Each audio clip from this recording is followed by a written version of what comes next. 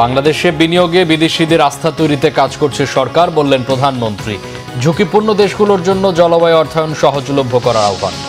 কার্যক্রম নিষিদ্ধ আওয়ামী লীগের প্রতিষ্ঠাবার্ষিকী ঘিরে সতর্কতা, নাশকতার বড় পরিকল্পনা ছিল দাবি ডিএমপির।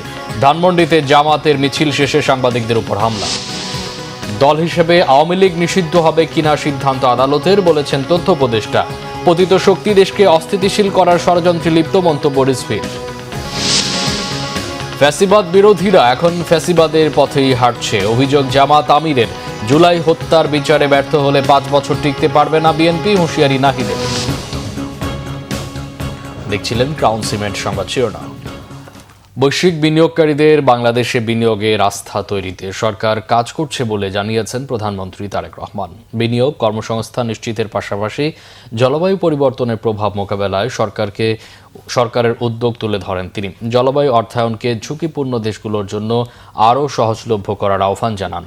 ওয়ার্ল্ড ইকোনমিক ফোরামে প্রধানমন্ত্রীর কার্যক্রম নিয়ে ব্রিফিংয়ে প্রধানমন্ত্রীর কার্যালয়ের মুখপাত্র মাহাদি আমিন এই তথ্য জানিয়েছেন। চীনের প্রধানমন্ত্রীর দেয়া নৈশভোজেও অংশ নেন তারেক রহমান। চীন থেকে বিস্তারিত জানাচ্ছেন চিফ রিপোর্টার জাহাঙ্গীর আকন্দ। চীনের দালিয়ানে শুরু হয়েছে 3 দিনের ওয়ার্ল্ড ইকোনমিক ফোরামের 17তম বার্ষিক অধিবেশন। এতে যোগ দিয়েছেন বিভিন্ন দেশের রাষ্ট্র ও সরকার প্রধান। প্রধানমন্ত্রী তারেক রহমান উদ্বোধনী অধিবেশনে যোগ দেওয়ার পাশাপাশি climate leadership in a shifting global landscape শীর্ষক সেশনে বক্তব্য রাখেন। ভাষণে সরকার প্রধান আগামী 5 বছরে 20,000 কিলোমিটার খাল খনন, পদ্মা ও তিস্তা ব্যারেজ নির্মাণ, বৃক্ষরোপণ এবং জলবায়ু রক্ষায় তার সরকারের পরিকল্পনার কথা উল্লেখ করেন। প্রধানমন্ত্রীর এসব পরিকল্পনার ভূয়সী প্রশংসা করেন বিশ্ব নেতারা। পরে দালিয়ানের শাংরি-লা হোটেলে প্রধানমন্ত্রী তারেক রহমানের দিনব্যাপী কার্যক্রম নিয়ে ব্রিফিং করেন প্রধানমন্ত্রী উপদেষ্টা সহ প্রেস উইংয়ের কর্মকর্তারা। উপদেষ্টা মাহাদি আমিন জানান, চীন সফরের মধ্য দিয়ে ঢাকা বেইজিং সম্পর্কে যোগ হবে নতুন মাত্রা।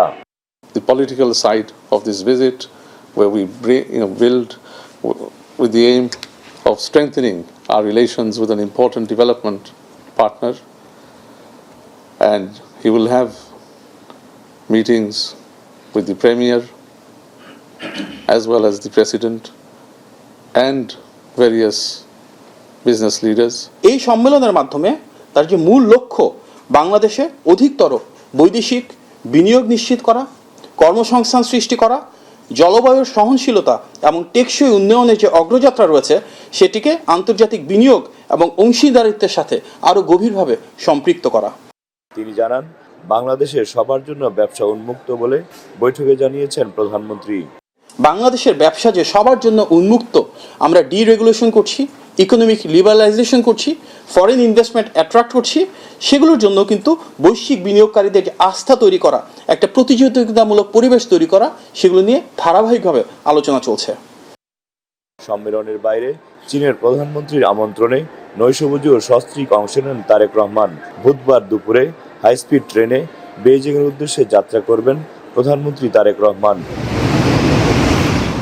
এর আগে দিনের শুরুতে গিনির প্রধানমন্ত্রী আমাদু উরিবাহের সাথে বৈঠক করেন প্রধানমন্ত্রী তারেক রহমান। পরে ওয়ার্ল্ড ইকোনমিক ফোরামের প্রেসিডেন্ট ও সিইও অ্যালোইস জুইঙ্গিরের সঙ্গেও দ্বিপক্ষীয় বৈঠকে অংশ নেন। বিনিয়োগ, ব্যবসা বাণিজ্য সহ এ অঞ্চলের অর্থনীতি গতিশীল করতে বাংলাদেশকে অংশীদার করার বিষয়ে আলোচনা হয় বৈঠকে। জলবায়ু পরিবর্তনের কারণে বাংলাদেশ সহ উচ্চ ঝুঁকিতে থাকা দেশগুলোর জন্য সমন্বিত উদ্যোগ নিতে ওয়ার্ল্ড ইকোনমিক ফোরামের প্রতি আহ্বান জানিয়েছেন প্রধানমন্ত্রী তারেক রহমান। একই সঙ্গে বাংলাদেশের পরিবেশ রক্ষায় তার সরকারের নেওয়া বৃক্ষরোপণ কর্মসূচি, খাল খনন কর্মসূচি, পানির প্রবাহ ধরে রাখা সহ পরিবেশ রক্ষায় নানা উদ্যোগের কথা তুলে ধরেন তিনি। জাহাঙ্গীর আকন্দ, বাংলা ভিশন, চীন। সরকারকে বিব্রত করতেই কার্যক্রম নিষিদ্ধ আওয়ামী লীগ আইন শৃঙ্খলা পরিস্থিতির অবনতি ঘটাতে চায় বলে জানিয়েছেন ডিএমপি কমিশনার মোসলেউদ্দিন আহমদ। তিনি দাবি করেন, সুযোগ পেলে নাশকতার বড় পরিকল্পনা ছিল তাদের। পবিত্র আশুরা উপলক্ষে হোসেনি দালান পরিদর্শন শেষে তিনি আরও বলেন, তাজিয়া মিছিলে সর্বোচ্চ নিরাপত্তা দেবে পুলিশ। এদিকে রাজধানীর 12 থানায় কার্যক্রম নিষিদ্ধ আওয়ামী লীগের 18 নেতাকর্মীকে গ্রেফতার করেছে ডিএমপি। বিস্তারিত জানাচ্ছেন জিয়া খান। পূর্ব ঘোষণা অনুযায়ী কার্যক্রম নিষিদ্ধ আওয়ামী লীগের প্রতিষ্ঠা বার্ষিকী ঘিরে রাজধানীতে সতর্ক অবস্থানে ছিল আইনশৃঙ্খলা বাহিনী। এমন বাস্তবতায় জনগণের জানমালের নিরাপত্তা রক্ষায় নিজেদের শক্ত অবস্থানের কথা জানান ডিএমপি কমিশনার। বলেন, নিরাপত্তা জোরদারের পাশাপাশি অভিযান ও তল্লাশি চলমান। মিছিল এবং সমাবেশ বা জমায়েত হওয়ার মাধ্যমে তারা আসলে বাংলাদেশ সরকারকে একটা বিব্রতকর অবস্থায় ফেলতে চায়, আইন শৃঙ্খলার অবনতি ঘটাতে চায়। গ্রেফতারকৃতদের তথ্যে নাশকতার পরিকল্পনার দাবি করেন মুসলিউদ্দিন আহমদ। ককটেল বিস্ফোরণ থেকে আমরা একটি বিষয় আমাদের কাছে অবশ্যই প্রতিভাত হয়েছে যে কোনো ধরনের নাশকতার পরিকল্পনা তাদের কাছে থাকতে পারে। আমরা মোটামুটি নিশ্চিত যে সুযোগ পেলে তারা নাশকতা করতে পারে। এর আগে পবিত্র আশুরা উপলক্ষে মঙ্গলবার সকালে পুরান ঢাকার হোসেনি দালান ইমামবাড়ায় নিরাপত্তা পরিস্থিতি পরিদর্শন করেন ডিএমপি কমিশনার। তাজিয়া মিছিল সহ বিভিন্ন শোক কর্মসূচি শান্তিপূর্ণভাবে সম্পূর্ণ করতে পুলিশের নিরাপত্তা ব্যবস্থা নিয়েও কথা বলেন তিনি। মিছিলে ব্যবহৃত নিশানের উচ্চতা 12 ফুটের বেশি হওয়া যাবে না। কোনো প্রকার ধারালো ধাতব বস্তু, দাহ্য পদার্থ, ছুরি, চাকু, লাঠি, ছোরা, তরবারি, বর্ষা, ব্যাগ, সুটকেস, পোটলা ইত্যাদি নিয়ে মিছিলে অংশগ্রহণ করা যাবে না। সেদিন যান চলাচলের ট্রাফিক নির্দেশনা মেনে চলতে নগরবাসীর প্রতি অনুরোধ করেন। মিছিল চলাকালীন বিকল্প রাস্তা ব্যবহারের জন্য আমরা বিনীতভাবে অনুরোধ করছি। জিয়া খান, বাংলা ভিশন, ঢাকা। ধানমন্ডি 32 নম্বরে জামাতের মিছিল শেষে সাংবাদিকদের উপর হামলার ঘটনা ঘটেছে। সকাল 8:30টার দিকে ধানমন্ডি 32 নম্বর এলাকায় একটি বিক্ষোভ মিছিল বের করে বাংলাদেশ জামাতে ইসলামী ঢাকা মহানগর দক্ষিণ। মিছিল শেষে সাংবাদিকদের উপর হামলার ঘটনা ঘটে। সাংবাদিকদের আওয়ামী লীগের দোসর আখ্যা দিয়ে এই হামলা চালানো হয়। এ সময় বেশ কয়েকজন সাংবাদিক গুরুতর আহত হন। পরে ঘটনাস্থলে উপস্থিত অন্য সাংবাদিকরা দ্রুত তাদের উদ্ধার করে চিকিৎসার জন্য হাসপাতালে পাঠান। এদিকে সাংবাদিকদের উপর হামলার ঘটনায় দুঃখ প্রকাশ করেছে জামাত। তাদের রাজনৈতিক কর্মসূচিতে বহিরাগত কেউ ঢুকে পড়ে কেউ এমন অনভিপ্রেত ঘটনা ঘটিয়ে থাকতে পারে বলে দাবি করেছে দলটি।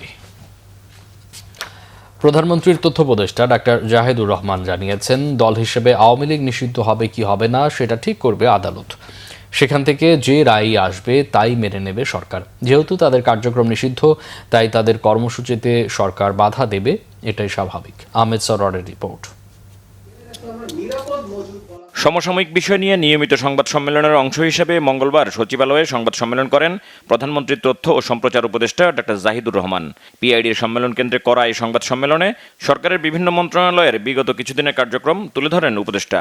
এটাকে যতটা সম্ভব এক প্রশ্নের জবাবে প্রধানমন্ত্রীর তথ্য উপদেষ্টা ডাক্তার জাহিদ জানান, মানুষের সামনে দাঁড়ানোর নৈতিক কোনো সাহস নেই কার্যক্রম নিষিদ্ধ আওয়ামী লীগের।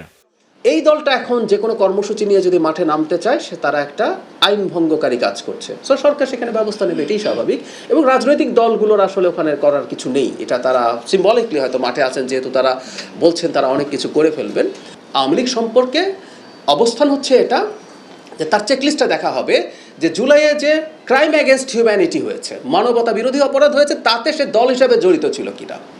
সে যদি দল হিসাবে, একটা দলের অপরাধ বা সমস্যা এগুলো থাকে, এগুলোর বিচার তো হচ্ছে, সংগঠন হিসাবে সে এখানে যুক্ত ছিল কিনা, আসলে সেইটাই দেখার ব্যাপার। এটা একটা বিচারিক প্রক্রিয়া। যদি সেটা হয়, তার সমর্থন কেমন থাকুক আর যাই হোক, এটা নিষিদ্ধ করার সিদ্ধান্ত হয়তো আদালত নেবেন। আমি হয়তো বলছি, কারণ এটা আদালতের জুরিসডিকশন, আমাদের কিছু করার নেই। সো এই প্রসেসটা আমরা মেনে নেব। আবার এটাও বলে রাখি, যখন আমরা আদালতে যাই আমরা প্রস্তুত থাকি যে আমি যা মনে করি সেটা ভুল প্রমাণিত হলো, রায় আমার বিপক্ষে গেল, এবং একটা সভ্য দেশে সেই রায় মেনে নিতে হয় সবাইকে, এবং আমরা সেটা করব। উপদেষ্টা জানান, মালয়েশিয়ায় প্রধানমন্ত্রীর প্রথম বিদেশ সফর সব মিলিয়ে সফল হয়েছে। এই সফরে মুক্ত বাণিজ্য চুক্তি ও দ্বিপাক্ষিক নানা বিষয়ে আরও গুরুত্ব পাবে বলে জানান উপদেষ্টা। অতীতে শ্রমবাজার বারবার হওয়ার পরও আমাদের দিক থেকে কিছু সমস্যার কারণে আবার বন্ধ হয়েছে।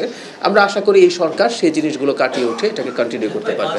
আমি কিছু ব্যক্তিগত কথাবার্তার ক্ষেত্রে খেয়াল করেছি, আমার কাছে মনে হলো, আমি এটাও আবার বলছি, আমি খুব নিশ্চিতভাবে বলছি না, এটা খুব দ্রুতই উন্মুক্ত হবে, আমরা এটা আশা করতে পারি নিশ্চয়ই।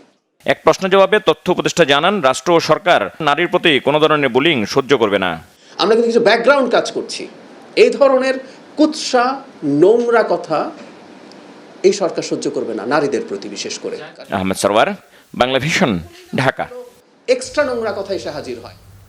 বিদেশে পাচার করা টাকা দিয়ে পতিত শক্তি আবারও দেশকে অস্থিতিশীল করার ষড়যন্ত্র করছে বলে মন্তব্য করেছেন বিএনপির সিনিয়র যুগ্ম মহাসচিব রুহুল কবির রিজভী। তিনি বলেন, জনগণকে সঙ্গে নিয়ে সব ধরনের সন্ত্রাসী কার্যক্রম রুখে দেওয়া হবে। কার্যক্রম নিষিদ্ধ স্বৈরাচার আওয়ামী লীগ প্রতিরোধে জাতীয় প্রেসক্লাবের সামনে অবস্থান কর্মসূচি পালন করে জাতীয়তাবাদী মুক্তিযুদ্ধের প্রজন্ম। যে কোনো সন্ত্রাস ও নৈরাজ্যের বিরুদ্ধে মুক্তিযোদ্ধা ও মুক্তিযুদ্ধের প্রজন্ম সজাগ রয়েছে বলে জানান তারা।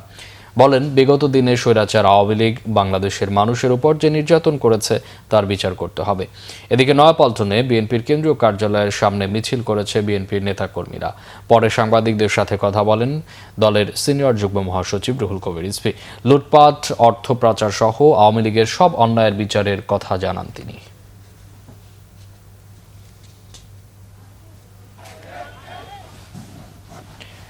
জামাত ইসলামীর আমির ও বিরোধী দলীয় নেতা ডাক্তার শফিকুর রহমান বলেছেন, যারা ফ্যাসিবাদের বিরুদ্ধে একসময় কথা বলতো এখন তারাই ফ্যাসিবাদের পথে হাঁটতে শুরু করেছে। রাজধানীতে 11 দলীয় ঐক্যের সমাবেশে মসজিদ, মাদ্রাসা এমনকি খেলার মাঠও দলীয়করণ করা হচ্ছে বলে অভিযোগ তার। ফ্যাসিবাদী পথ পরিহার না করলে আগামীতে যে কোনো সময় নতুন বিপ্লবের ডাক দেওয়ার হুঁশিয়ারি দিয়েছেন। বিরোধী দলীয় চিফ হুইপ ও এনসিপির আহ্বায়ক নাহিদ ইসলাম বলেছেন, বিএনপি জুলাই হত্যার বিচার করতে ব্যর্থ হলে 5 বছর টিকতে পারবে না। মহিবুল্লাহ মহিবের রিপোর্টে বিস্তারিত। আওয়ামী ফ্যাসিস্ট আমলে সংগঠিত গুম, খুন ও গণহত্যার বিচারের দাবিতে 11 দলীয় ঐক্যের সমাবেশ হয় রাজধানীর বিজয়নগরে। সকল গুম, খুন, নির্যাতন এবং সমাবেশে বক্তব্য রাখেন জোটের শীর্ষ নেতারা। বাংলার ক্ষমতার মসনদ কেড়ে নিয়েছিল লর্ড ক্রাইভের দল। প্রধান অতিথির বক্তব্যে জামাত আমির ডাক্তার শফিকুর রহমান বলেন, বিএনপি একসময় মজলুম ছিল, সরকারকে নতুন করে জালিম না হয়ে ওঠার আহ্বান জানান তিনি। এ সময় জুলাইয়ের প্রতিটি হত্যার বিচার চান বিরোধী দলীয় নেতা। দাবি আদায় না হলে যে কোনো সময় সংসদ থেকে পদত্যাগেরও ইঙ্গিত দেন তিনি। নির্মূল বেশি করবেন না, এটা এক ধরনের ভাইরাস। এই ফ্যাসিবাদের ভাইরাস, চাঁদাবাজির ভাইরাস, দুর্নীতির ভাইরাস, দলীয় শাসনের ভাইরাস, এই সকল ভাইরাস মুক্ত করার জন্য আরেকটি বিপ্লব অনিবার্য হয়ে উঠেছে। সেই বিপ্লবের জন্য আপনারা কি প্রস্তুত? মানুষের জীবন, ইজ্জত এবং সম্পদ, দেশের সীমানার জন্য আরেকবার কি জীবন দেওয়ার জন্য প্রস্তুত আছেন? সমাবেশে বিরোধী দলীয় চিফ হুইপ ও এনসিপির আহ্বায়ক নাহিদ ইসলাম বলেন, যারা কার্যক্রম নিষিদ্ধ আওয়ামী লীগের পুনর্বাসন চায় তাদেরও পতন হবে। এই সরকার, নতুন সরকার গঠিত হওয়ার পরে গত 4 মাসে আইসিটিতে নতুন কোনো রায় আমরা এখন পর্যন্ত দেখি নাই। নতুন কোনো তদন্তের রিপোর্ট এখন পর্যন্ত দাখিল হয় নাই। এটা স্পষ্টত যে চিফ প্রসিকিউটরকে বসানো হয়েছে তিনি দায়িত্ব পালনে ব্যর্থ হয়েছেন। অবিলম্বে তাকে পদত্যাগ করতে হবে এবং নতুন যোগ্য দায়িত্ববান ব্যক্তিকে বসাতে হবে, যিনি আন্তর্জাতিক ট্রাইব্যুনালের মাধ্যমে বিচার নিষ্পন্ন করবেন এবং দল হিসেবে আওয়ামী লীগকে নিষিদ্ধ করার সকল ব্যবস্থা নিশ্চিত করবে। গণভোট বাতিলের বিরুদ্ধে জনগণ রাজপথে নামবে বলেও হুঁশিয়ারি দেন 11 দলীয় ঐক্যের নেতারা।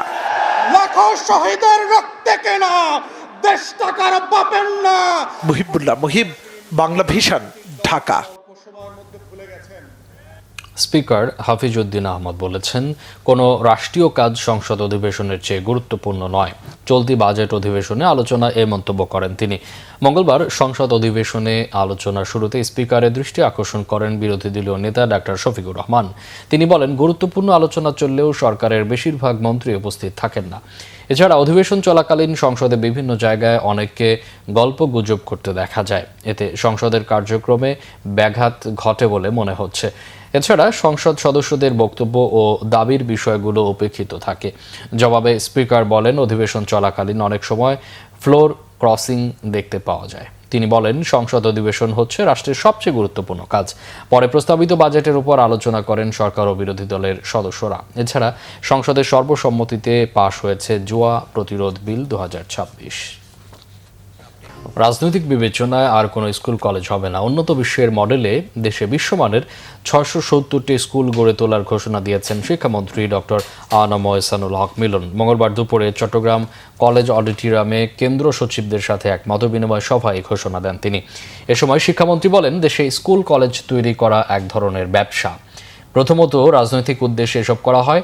প্রধানমন্ত্রী সহ নানা জনের নাম দিয়ে স্কুল কলেজ প্রতিষ্ঠা করেন, অথচ একটি স্কুলে গড়ে বছরে 48 লাখ টাকা খরচ করা হয়। একটি ছাত্র পরীক্ষা দেবে না, শতভাগ ফেল করবে, তা কি করে হয়? এমন প্রশ্ন রাখেন শিক্ষামন্ত্রী। তিনি আরও বলেন, এখন থেকে এনটিআরসির মাধ্যমে শিক্ষকদের বদলি করা হবে। এছাড়া আগামী জুলাই মাসের প্রথম সপ্তাহে শিক্ষা মন্ত্রণালয়ের বিরুদ্ধে করা 32,000 মামলা নিষ্পত্তি হলে শিক্ষক নিয়োগের অচলাবস্থা ও সংকট কেটে যাবে বলে তিনি মন্তব্য করেন। অনেকেরই ব্যবসা। প্রথমত এটা হলো রাজনীতি করা। একটি স্কুলে 4 লক্ষ টাকা, বছরে 48 লক্ষ টাকা দিচ্ছেন, একটি ছাত্র পরীক্ষা দেবে না এবং 100% ফেল করবে, এটা কি হতে পারে? শিক্ষা দিয়ে রাজনীতি করবে এবং এই শিক্ষাকে দিয়েই তারা এলাকার ভিতরে নিজস্ব প্রভাব প্রতিপত্তি। আপনি প্রধান শিক্ষক, আপনি প্রিন্সিপাল, আপনার ছেলেকে আপনার প্রতিষ্ঠানে না পড়িয়ে অন্য প্রতিষ্ঠানে পড়ান। You don't have any confidence on your institution. Do you see? Bangladesh থেকে জাপানে উচ্চশিক্ষা ও ভাষা শিক্ষার উদ্দেশ্যে যাত্রারত শিক্ষার্থীদের প্রস্তুত করতে Japan rules and pre departure orientation programme হয়েছে। টপলিং এডুকেশন জাপানিজ ল্যাঙ্গুয়েজ স্কুল এর উদ্যোগে এতে অংশ নেন 1.5 শতাধিক শিক্ষার্থী। অনুষ্ঠানে জাপানে অধ্যয়নরত ও কর্মরত শিক্ষার্থীদের জন্য গুরুত্বপূর্ণ বিভিন্ন বিষয় নিয়ে বিস্তারিত আলোচনা করা হয়। বিশেষ করে জাপানের আইন কানুন, সামাজিক মূল্যবোধ, সময়ানুবর্তিতা, পরিচ্ছন্নতা বজায় রাখা, কর্মসংস্কৃতি, পার্ট টাইম কাজের নিয়ম এবং জাপানি ভাষার গুরুত্ব সম্পর্কে অবহিত করা হয়। বক্তব্য রাখেন টপলিং এডুকেশনের চেয়ারম্যান মোহাম্মদ ওয়াকিল আহমেদ সহ অন্যরা। জাপানে বাংলাদেশের ভাবমূর্তি বজায় রাখতে সকলকে দায়িত্বশীল আচরণ করার আহ্বান জানান বক্তারা। ভবিষ্যতেও জাপানগামী শিক্ষার্থীদের জন্য এ ধরনের সচেতনতামূলক ও দক্ষতা উন্নয়নমূলক কার্যক্রম অব্যাহত থাকবে বলেও জানানো হয়। অনুষ্ঠান শেষে জাপানগামী শিক্ষার্থীদের হাতে পাসপোর্ট, এয়ার টিকিট সহ প্রয়োজনীয় কাগজপত্র তুলে দেওয়া হয়। সংবাদ শেষ করব ক্রাউন সিমেন্ট শিরোনামগুলো আরেকবার জানিয়ে। বাংলাদেশে বিনিয়োগে বিদেশিদের আস্থা তৈরিতে কাজ করছে সরকার, বললেন প্রধানমন্ত্রী। ঝুঁকিপূর্ণ দেশগুলোর জন্য জলবায়ু অর্থায়ন সহজলভ্য করার আহ্বান। কার্যক্রম নিষিদ্ধ আওয়ামী লীগের প্রতিষ্ঠাবার্ষিকী ঘিরে সতর্কতা, নাশকতার বড় পরিকল্পনা ছিল দাবি ডিএমপির। ধানমন্ডিতে জামাতের মিছিল শেষে সাংবাদিকদের উপর হামলা। দল হিসেবে আওয়ামী লীগ নিষিদ্ধ হবে কিনা সিদ্ধান্ত আদালতের, বলেছেন তথ্য উপদেষ্টা। পতিত শক্তি দেশকে অস্থিতিশীল করায় ষড়যন্ত্রে লিপ্ত, মন্তব্য রিজভির। ফ্যাসিবাদ বিরোধীরা এখন ফ্যাসিবাদের পথেই হাঁটছে, অভিযোগ জামাত আমিরের। জুলাই হত্যার বিচারে ব্যর্থ হলে 5 বছর টিকতে পারবে না বিএনপি, হুঁশিয়ারি নাহিদের। এই ছিল এখনকার মতো। পরের সংবাদ সকাল 7:30 দেখার আমন্ত্রণ রইল। এছাড়া বাংলা ভিশন সংবাদ ও সংবাদ সংশ্লিষ্ট অনুষ্ঠান দেখতে ভিজিট করুন www.bvnews24.com ও facebook.com/banglavisionnews এবং সাবস্ক্রাইব করুন youtube.com/banglavisionnews। এতক্ষণ সাথে থাকায় অসংখ্য ধন্যবাদ। শুভরাত্রি।